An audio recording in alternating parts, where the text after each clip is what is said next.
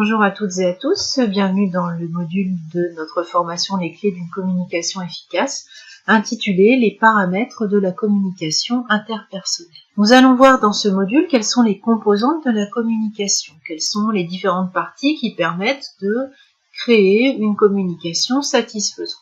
Tout d'abord, on va voir que chaque acteur de la communication a par exemple un statut qui est sa position sociale. En fonction du statut qu'on connaît de la personne, la communication va être adaptée.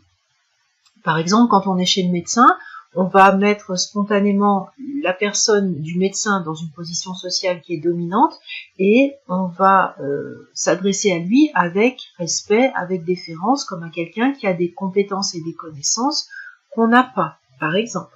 Chaque acteur de la communication a une personnalité qui lui est propre et qui va s'exprimer de manière particulièrement visible, par exemple dans le conflit. On a des types agressifs, c'est-à-dire des personnes qui considèrent qu'il y a forcément un gagnant et un perdant dans le conflit et qui vont avoir d'emblée une attitude dominatrice ou autoritaire. Il y a ce qu'on appelle des personnes passives-agressives, c'est-à-dire que chez elles l'agression n'est pas frontale, mais elle va se manifester par un certain nombre de résistances à des demandes, par des fuites, par des faux fuyants, pour ne pas accéder à la demande, et c'est une manière aussi d'agresser la personne, mais d'une manière qui est détournée. Le faux calme, c'est la personne qui va rester calme très longtemps et qui va exploser d'un coup, parce qu'elle aura retenu l'expression de ses émotions et notamment de sa colère trop longtemps. C'est le principe de la soupape, hein, au bout d'un moment, tout explose. Dans le conflit, les paranoïaques pensent que le monde agit contre eux, dans leur dos, qu'ils sont victimes de médisance, qu'ils sont victimes de complots, qu'on leur veut du mal et qu'on cherche à leur nuire. La victime, elle, se pose d'emblée dans la position de la personne à qui tout ce qui arrive est malheureux et néfaste, qu'elle n'a pas droit au bonheur, que tout le monde agit de manière à renforcer son malheur, par exemple, dans les cas extrêmes. La personne hystérique dans le conflit a des manifestations extrêmement spectaculaires. Ce sont les personnes qui jettent les papiers à travers la salle, qui cassent les assiettes, qui crient, qui trépignent, qui s'emportent. Le narcissique, lui, pense que le monde tourne autour de lui et que chaque événement n'existe que par rapport à lui-même. C'est un synonyme d'égocentrique aussi, d'égocentré.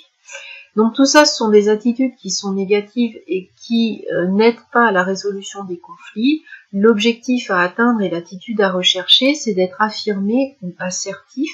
Donc là, on n'est ni agressif ni soumis, on sait défendre ses droits en respectant ceux de l'autre, on sait dire non, on sait se poser d'une manière droite et affirmée dans un acte de communication de manière à faire valoir ses besoins en respectant les besoins de la personne qu'on a en face de soi.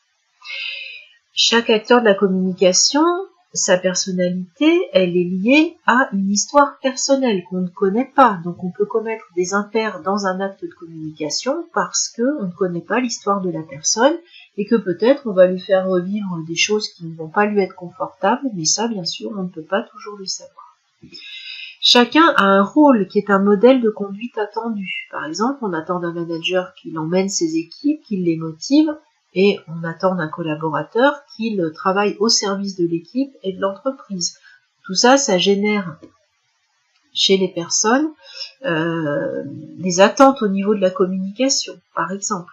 Chacun a une culture. Cette culture, ce sont des croyances et des valeurs communes au sein d'un groupe. Ça peut être une culture nationale, ça peut être une culture locale, ça peut être une culture ethnique.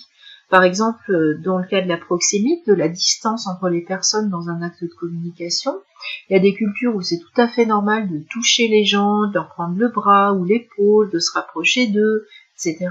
Et il y a des cultures où ces contacts physiques sont très mal vécus et très mal perçus.